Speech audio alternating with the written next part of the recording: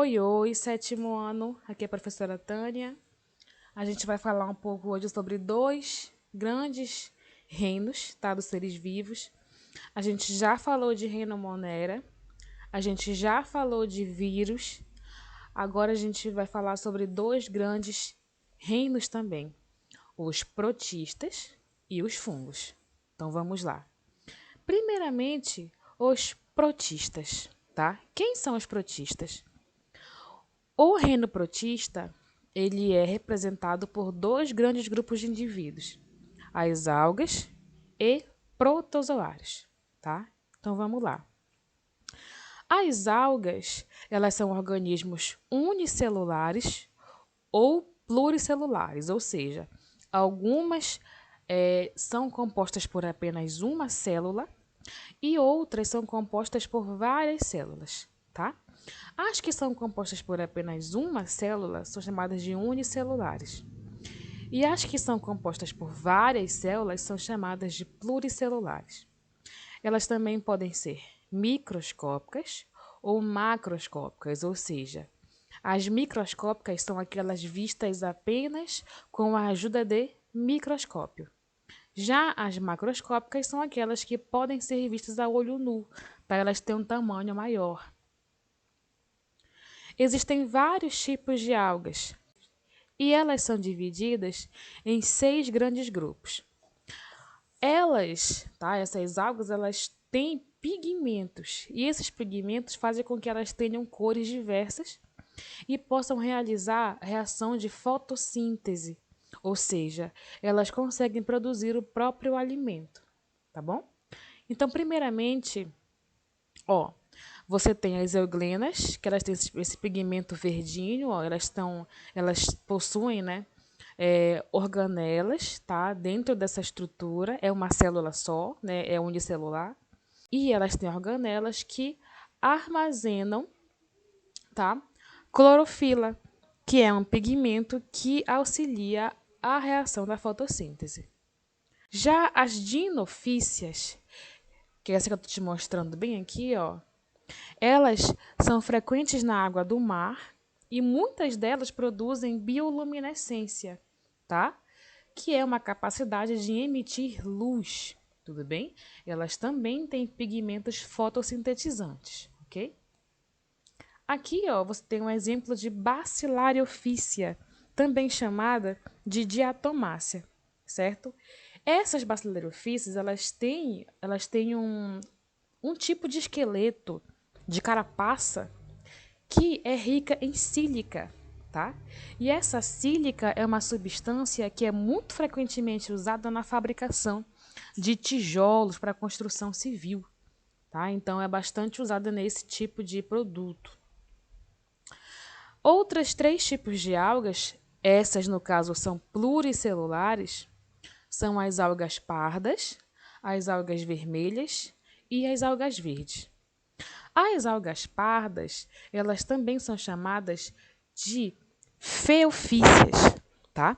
E essas algas, muitas delas são comestíveis, a gente consegue consumir essas algas. Já aqui, as algas vermelhas, elas também são chamadas de rodofícias. E muitas delas têm utilização na fabricação de meios de cultura para bactéria. Então, quando a gente vê criação de bactéria em laboratório, né, naquelas plaquinhas lá, aquele meio em que a bactéria é posta para crescer, aquele meio ali, tá, aquele meio líquido gelatinoso ali, ela é feita com o auxílio de substâncias que as algas possuem, tá, chamadas de agar, certo? As vermelhas, no caso. E outros tipos de algas vermelhas também são usadas na fabricação de sorvetes, gelatinas, tá? De bolos, tá? Então, elas também, algumas espécies, né, são comestíveis nesse contexto. Já aqui, as algas verdes, elas também são chamadas de clorofícias e elas são muito encontradas na água, tá? Mas também podem viver em ambiente terrestre, em troncos, no caso. Tá? A gente consegue também encontrar esses tipos de algas nesse ambiente. As algas verdes tem-se uma teoria, né, que elas podem ter dado origem às árvores, evolutivamente, né, às árvores que nós conhecemos hoje. Tudo bem? Além das algas, também são protistas os protozoários. Eles são organismos que são unicelulares, tá? Eles podem viver em vida livre, ou seja, em lagoas, livremente mesmo no ambiente, ou também parasita, ou seja, associado a algum outro organismo, por exemplo, produzindo uma doença, tá? Em um outro organismo. Ou também eles podem viver associados a outros organismos, como, por exemplo, os bois, os ruminantes, no caso, eles possuem protozoários no seu estômago e eles auxiliam este bovino, tá? Este boi, a absorver nutrientes vindos da grama, né? Do capim que eles consomem. Então, aqui, ó, nós temos também alguns tipos de protozoários. No caso, você tem os risópodes, que são um grupo onde está inserido as amebas, tá? Então, aquela ameba que às vezes a gente produz uma doença, né, que causa diarreia, dor de barriga, infecção intestinal, tá? Ela é um tipo de risópode, um tipo de protozoário. Além disso, os risópodes, né, no caso das amebas, eles têm como característica essa protuberância aqui, ó, essas partes da célula, tá, que fazem com que ela consiga consumir alimentos, tá? Então ela emite esses bracinhos aqui e esses bracinhos acabam abraçando partículas de comida aqui do lado, aqui próximo a ela. Então ela pode englobar essa partícula, né? Isso chama-se fagocitose. Os flagelados são protozoários que têm na sua constituição celular flagelos, que são essas caudas aqui, ó, para movimentação. Alguns deles produzem doenças no nosso organismo, como a doença de Chagas, por exemplo, é por um flagelado. Outros tipos de protozoários, nós temos os cilióforos. Cilióforo significa que ele tem cílios, tá? Ele tem esses cíliozinhos aqui, ó, esses pequenos filamentos que auxiliam esse organismo a se locomover e a conseguir alimento, tá? A maioria são de vida livre, não causam doenças ao ser humano. E esse outro grupo são os apicomplexos. Apicomplexos, por quê? Porque eles têm uma pontinha aqui, ó, uma pontinha, tá? Que tem a capacidade de invadir células, tá? Então, apicomplexo significa que ele tem um complexo apical, que é uma pontinha aqui, ó, uma estrutura pontiaguda na célula, que tem a função de invadir células e pode provocar doenças, tá? A malária é um tipo de doença por protozoário que né, por um apicomplexo. Bom, em relação à reprodução desses organismos, o principal tipo de reprodução é a bipartição. É quando uma célula ela se divide em duas, tá? E essas duas em quatro, essas quatro em oito, e assim por diante.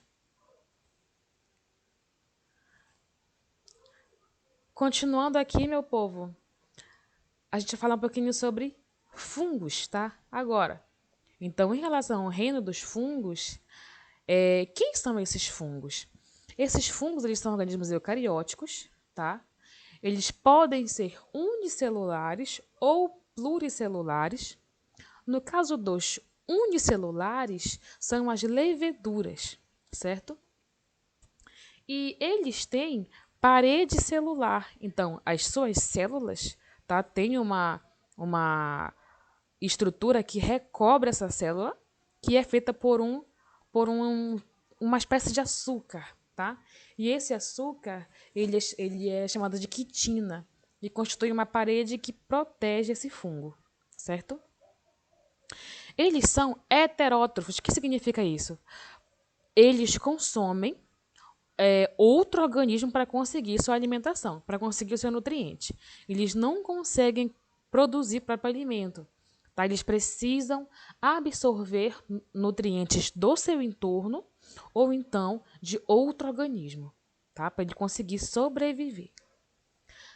Sobre a estrutura dos fungos, existem duas partes, né, que são muito importantes.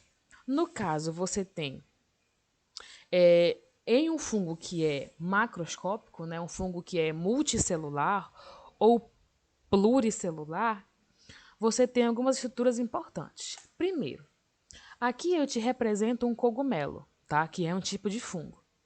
A parte que você vê externamente chama-se corpo de frutificação. Essa estrutura é formada ainda por vários filamentos, tá? Esses filamentos que constituem esse corpo do fungo são chamados de hifas, tá? Não está aqui na imagem, mas está no teu livro se tu quiser acompanhar. Então, cada filamento desse aqui, ó, chama-se hifa, cada fiozinho desse. O conjunto de hifas, tá? O conjunto dessas hifas chama-se micélio. Tudo bem? Então, a professora não consegui entender muito bem. Imagina que o fungo ele é um prato de macarrão. O prato todo de macarrão, o conjunto desse prato, é o micélio. Mas cada fiozinho de macarrão é a hifa. Tá? Então, o fungo é como se fosse toda essa estrutura. É o micélio, que é constituído por vários filamentos, que são as hifas. Como é que ocorre, então, a reprodução desse fungo? Geralmente, os fungos produzem esporos, tudo bem? Esses esporos, ó, eles são liberados no ambiente, e aí, quando eles encontram um ambiente favorável para eles, eles conseguem germinar e formar, então, novos fungos. Esse fungo, depois de adulto, vai produzir mais esporos e vai reiniciar esse ciclo, tá bem? Esses esporos, eles são microscópicos, a gente não consegue observar esses esporos. E pessoas que são alérgicas a fungo, a mofo, esses esporos, são eles que invadem, né, a cavidade nasal, né, o nariz das pessoas e causam aquele incômodo, tá? Aquela alergia. Importância dos fungos. Os fungos eles são importantíssimos, tá? Principalmente no processo de decomposição. Então, quando um organismo morre, ele não fica ali para sempre, ele vai ser decomposto. Para que isso? Para que os nutrientes que fazem parte do corpo desse animal, desse organismo, eles sejam reaproveitados como fonte de energia para plantas, né? Mais frequentemente. Quem transforma essas moléculas mais complexas, né, daquele corpo que está em decomposição ali, em moléculas mais simples, são também os fungos. Tá? Então, a decomposição é a transformação de partículas complexas, tá, em partículas mais simples, no caso aqui, pela ação também dos fungos. Será só eles que fazem isso? Não. Também há bactérias nesse contexto, tudo bem? Que agem juntamente com os fungos para decompor. Alguns são comestíveis, tá? Como o champignon, é uma iguaria, tá? E é um tipo de cogumelo. Alguns tipos de fungos também são usados na fabricação de pães, de queijos e bebidas alcoólicas, como a cerveja, como o vinho, tá? Então, alguns fungos são usados nessa produção alimentícia. Além disso, também são usados na produção de antibióticos. Antibiótico é um tipo de medicamento que é usado para combater infecções por bactéria. Tá? A penicilina é um antibiótico É um medicamento feito através de um fungo, que é o fungo penicillium, tá? Por hoje, as informações que eu queria passar para vocês são essas. Eu estou mandando uma apostila com exercícios. Façam e eu estou online com vocês para tirar qualquer dúvida e também para auxiliar nas questões. Tudo bem? Até a próxima!